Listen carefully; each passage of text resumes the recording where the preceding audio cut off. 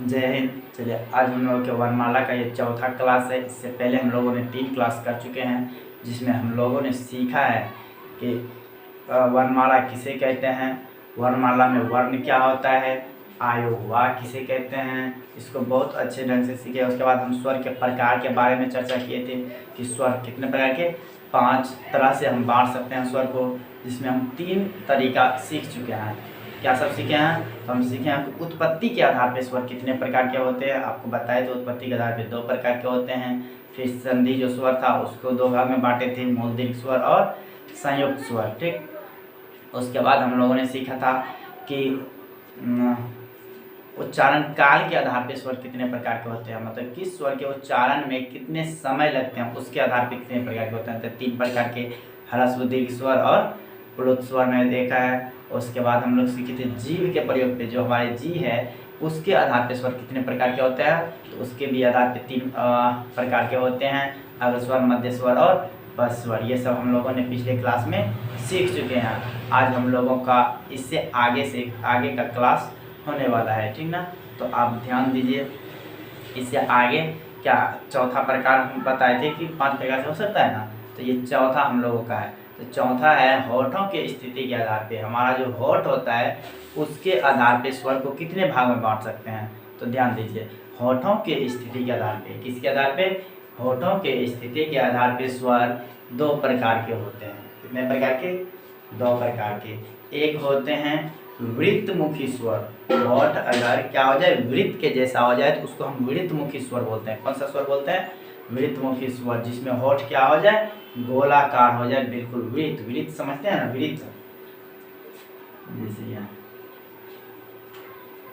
इस तरह से अगर होठ होने लगे, क्या होने लगे, गोल होने लगे। आप मैथमेटिक्स में वृत्त जानते हैं किसको कहते हैं, तो वृत्त के जैसा अगर होठ होने लगे तो उसको हम वृत्तमुखी स्वर बोलेंगे। कौन सा स्वर बोलेंगे? वृत्तमुखी स्वर। और दूसरा क्या होगा, तो दूसरा होगा आवृत्त, जो वृत्त के जैसा नहीं हो उसको हम आवृत्तमुखी स्वर कहते हैं। यानी होठों के स्थिति के आधार पर हम स्वर को 2 भाग में बांटकर देख सकते हैं। कितने आधार में देख लीजिए यहाँ पे, होठों के स्थिति के आधार पर स्वर 2 प्रकार के होते हैं, जिसमें पहला है वृत्तमुखी स्वर, दूसरा है आवृत्तमुखी स्वर। पहला वृत्तमुखी स्वर, दूसरा आवृत्तमुखी स्वर। ध्यान दीजिए, तो वृत्तमुखी स्वर किसे कहते हैं, तो वृत्तमुखी स्वर बोलेंगे जिन स्वरों के उच्चारण में होठ गोलाकार हो जाए। कैसा हो जाए? गोलाकार हो जाए। जैसे ध्यान दीजिए, होठ क्या हो जाए, बिल्कुल गोलाकार हो जाए। आप उच्चारण करके देखिए, जैसे बोलिए ऊ ऊ, आप देखिए अपने होठ का स्थिति देखिए और उच्चारण भी कीजिए। ऊ, देखिए गोल हो रहा है, गोल हो रहा है कि नहीं हो रहा है, गोल हो रहा है। तो ऊ ऊ, औ, इसमें क्या हुआ, होठ बिल्कुल गोल रहा। तो जिसमें होठ बिल्कुल गोल हो जाए उसको हम वृत्तमुखी स्वर बोलेंगे। कौन सा स्वर बोलेंगे?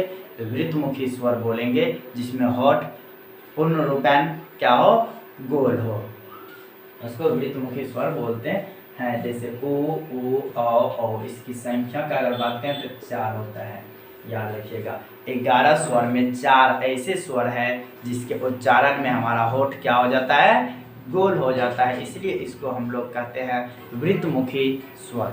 ठीक है, आप इसको लिखने का भी प्रयास कीजिएगा, लिख लीजिएगा, अच्छा रहेगा, नोट कर सकते हैं आप। इसके बाद देखिए आवृत्तमुखी स्वर किसको बोलेंगे, तो आवृत्तमुखी स्वर बोलेंगे जिन स्वरों के उच्चारण में होठ गोलाकार नहीं हो। क्या नहीं हो? होठ गोलाकार नहीं हो, उसको हम आवृत्तमुखी स्वर कहते हैं। जैसे आ, जैसे बोलिए आ ई री, क्या इसमें गोल हो रहा है? आ ई ऊ तो हो गया किसमें, वृत्तमुखी में। री जिसमें 11 गो स्वर है, आप उच्चारण करके देखिए। जिसमें गोल हो जाए उसको आप वृत्तमुखी में रख दीजिए, जिसमें गोल नहीं हो उसको आप आवृत्तमुखी में रखिए। ठीक है, तो आप उच्चारण करके देख सकते हैं। ये सब ऐसा वर्ण है जिसमें होठ गोलाकार नहीं होते हैं। क्या नहीं होते हैं? होठ गोलाकार नहीं होते हैं, इसलिए हम लोग इसको आवृत्तमुखी स्वर कहते हैं। कौन सा स्वर कहते हैं? आवृत मुखी स्वर। आवृत नाम से ही देखिए वृत है तो उसके पहले आ लग रहा है। आ क्या अर्थ देता है? आ नहीं का सेंस लेता है, मतलब वृत के जैसा नहीं हो। किसके जैसा नहीं हो? वृत के जैसा नहीं हो, उसको हम आवृत स्वर बोलेंगे। वृत में देख लीजिए वृत मुखी नाम भी रखा गया उसी आधार पे, वृत के जैसा हो जाए।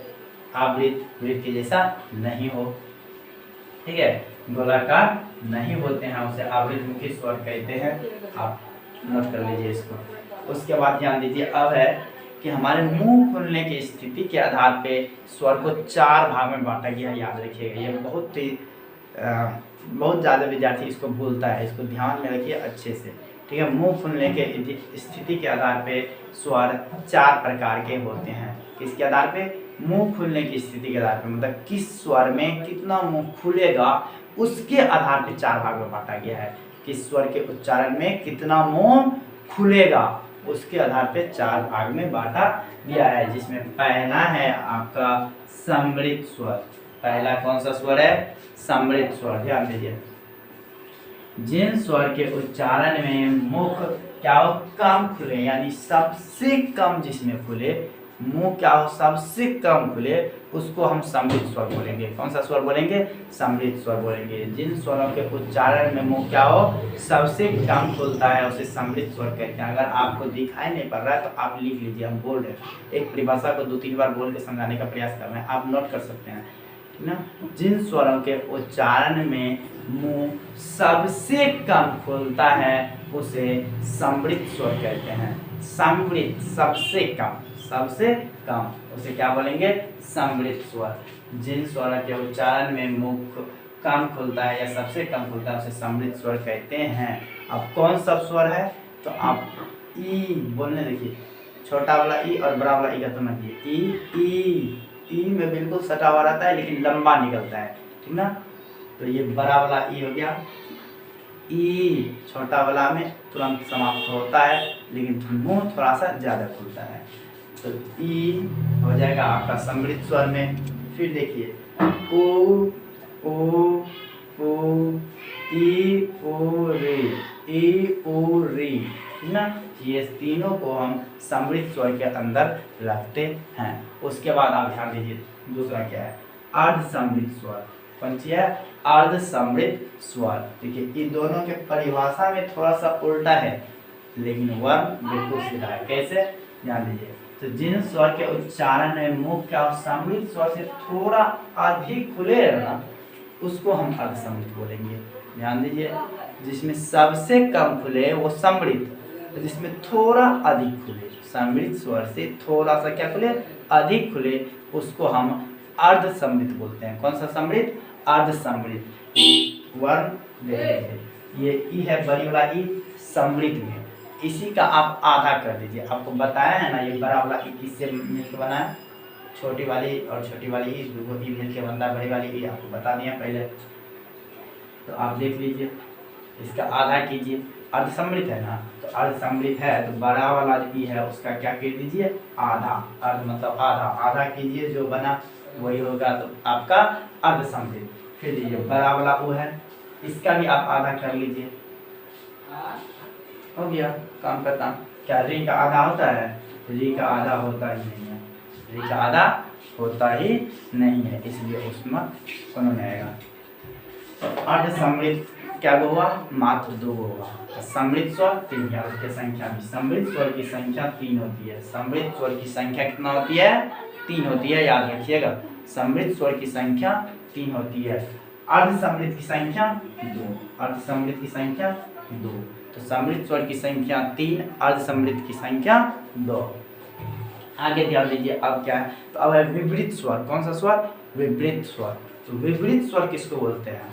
तो विपरीत स्वर बोलते हैं जिन स्वर के उच्चारण में मुख सबसे अधिक खुले। क्या हो? सबसे अधिक, यानी उससे ज्यादा कोनो में खुलबे ना करे, उससे ज्यादा कोनो में खुलबे ना करे। यानी 11 स्वर है, 11 स्वर में जिसमें सबसे ज्यादा खुल जाए ना उसको आप विपरीत स्वर कर दीजिएगा। कौन सा स्वर कर दीजिएगा? विपरीत स्वर। यानी जिसमें मुंह क्या हो? सबसे अधिक खुले, उसको हम बोलेंगे विपरीत स्वर। देखिए विपरीत स्वर, जिन स्वरों के उच्चारण में मुख सबसे अधिक खुलता है उसे हम क्या कहते हैं, विपरीत स्वर कहते हैं ना। जैसे देखिए आ, बोलिए आ, देखिए मुंह का स्थिति देखिए, बोलिए आ, ऐ, औ, आ, ऐ, औ। उच्चारण करके देखिए मुंह जो है बहुत ज़्यादा खुल जाता है, सबसे ज़्यादा खुल जाता है, उसको हम क्या बोल देते हैं तब, विपरीत स्वर। कौन सा स्वर, याद देखिए, प्रकार याद करने का प्रयास कीजिए। नाम अगर आपको याद हो जाएगा ना तो ये तो याद करना चुटकियों का काम है, ठीक ना। तो ये आज याद करने का, समृद्ध, अर्धसमृद्ध, विपरीत, अर्धविपरीत, समृद्ध, अर्धसमृद्ध, विपरीत, अर्धविपरीत, ठीक है। तो अभी हम लोग विपरीत पे चल रहा है। तो विपरीत किसको बोलेंगे, बोलिए एक बार, जिसमें सबसे अधिक खुले, जिसमें सबसे अधिक खुले, क्या खुले सबसे अधिक, मुंह, क्या कि मुंह के स्थिति के आधार पर हम लोग बांट रहे हैं, ठीक ना। तो सबसे अधिक खुले उसको हम क्या बोलते हैं, विपरीत स्वर बोलते हैं। तो ध्यान दीजिए, आ, ऐ, औ, क्या हो जाएगा, विपरीत स्वर। संख्या इसका पूछेगा कितना बताइएगा, संख्या 3, संख्या इसका 3, इसकी संख्या कितना होती है, 3 होती है। आगे ध्यान दीजिए, आगे आप अर्धसमृद्ध, अब समृद्ध अर्धसमृद्ध दोनों में तुलना कीजिए, क्या अंतर है, देखिए, सॉरी समृद्ध असमृद्ध, अब विपरीत अर्धविपरीत आ गया, विपरीत अर्धविपरीत को देखिए, अर्धविपरीत, अर्ध का अर्थ तो आप समझ ही रहे होंगे, अर्थ का अर्थ आप समझ रहे होंगे, किसका अर्थ, अर्ध का। तो अर्ध मतलब आधा, अर्ध मतलब आधा, तो विपरीत स्वर से अगर आधा मुंह खुले ना, उसको आप बोलिएगा क्या, अर्धविपरीत स्वर। तो अर्धविपरीत स्वर किसको बोलते हैं, जिन स्वरों के उच्चारण में मुख विपरीत स्वर से थोड़ा कम खुलता है, या आप कह सकते हैं आधा खुलता है, थोड़ा कम खुलता है, किससे, विपरीत से, या फिर कह सकते हैं आप क्या, कि आधा खुलता है, उसको हम अर्धविपरीत स्वर कहते हैं। जैसे आप आधा, अर्धविपरीत है ना, अर्धविपरीत नाम है ना, तो आधा कीजिए, किसका आधा, विपरीत का आधा। तो विपरीत का आधा, आ, बड़ा वाला आ का आधा क्या होता है, छोटा वाला आ, ठीक है। उसके बाद ए का आधा क्या होता है, छोटा वाला ए, बड़ा वाला ओ का आधा क्या होता है, छोटा वाला ओ। इसकी भी संख्या 3, कोई दिक्कत यहाँ पे, कोई दिक्कत नहीं होना चाहिए। तो देखिए अब हम कितने प्रकार से बांट चुके हैं, तो 5 प्रकार से हम बांट चुके हैं, किसको, स्वर को 5 प्रकार से हम बांट के देख चुके हैं, जिसमें हम लोग पहले सीखे थे किसके आधार पे, उत्पत्ति के आधार पे, फिर हमने सीखा उच्चारण काल के आधार पे, उसके बाद हमने सीखा कि जीव जो है उसके आधार पे, और उसके बाद हम लोग सीखा अभी के क्लास में क्या, तो विपरीत स्वर, अर्धविपरीत, समृद्ध, अर्धसमृद्ध, उसके बाद हम लोग आवृत और विपरीत स्वर, ठीक है। तो इतने प्रकार से हम लोग बांट के सीख चुके हैं। आप जो है ना शुरू से क्लास अगर करते हैं तो आपके लिए बहुत ज़्यादा पावरफुल रहेगा, ठीक ना। इसके बाद हम लोग अब सीखने आएंगे व्यंजन का क्लास, व्यंजन को किस तरह से बांटा जा सकता है, ठीक है। जिस तरह से हम लोग स्वर को 5 भागों में बांट के देखें ना, उस व्यंजन का भी बहुत सारा कैटेगरी है, उसमें हम बांट के डीप में अच्छे से अपडेट करने के लिए आगे की क्लास में अब हम लोग करेंगे। आप सबसे एक रिक्वेस्ट है कि आपको अगर ये समझ में आता है, अगर आपको अच्छा लगता है वीडियो, ठीक ना, तो आप अपने दोस्तों को ज़रूर बताएं, ठीक ना। इससे क्या फ़ायदा होगा, आपको फ़ायदा होगा, आपका दोस्त भी सीखेंगे। तो आप एक दूसरे से बात कीजिए, पूछिए आपने क्या सीखा, आपने क्या सीखा। इस तरह से अगर बात कीजिएगा तो आपको बोलते क्रम में बहुत सारा वर्ड होगा जो आपको याद रहेगा, ठीक ना, याद हो जाएगा अच्छा से, ठीक ना। अगर आप नहीं किसी से बताते हैं, अगर किसी से नहीं इसके बारे में चर्चा करते हैं, तो आपको रहेगा, याद रहेगा कुछ देर के लिए, फिर भूल जाइएगा। लेकिन अगर चर्चा में जो बात आ जाता है ना, वो जल्दी भूलता नहीं है। इसलिए इस सब बातों को चर्चा में लाने का प्रयोग कीजिए, ठीक ना। तो ठीक है, मिलते हैं अब अगले क्लास में हम लोग। आप जो है ना थोड़ा सा ध्यान दीजिएगा कि हिंदी के साथ साथ हम इंग्लिश भी अब आने वाला है क्लास, ठीक है। इंग्लिश का भी क्लास लेंगे, उसके बाद हम पॉलिटी का क्लास ले ही रहे हैं, उसके बाद मैथमेटिक्स का क्लास ले ही रहे हैं। तो आप उस सबको भी देखने का प्रयास कीजिए, ठीक है। तो मिलते हैं हम नेक्स्ट क्लास में। आज के लिए इतना ही। जय हिंद, जय भारत।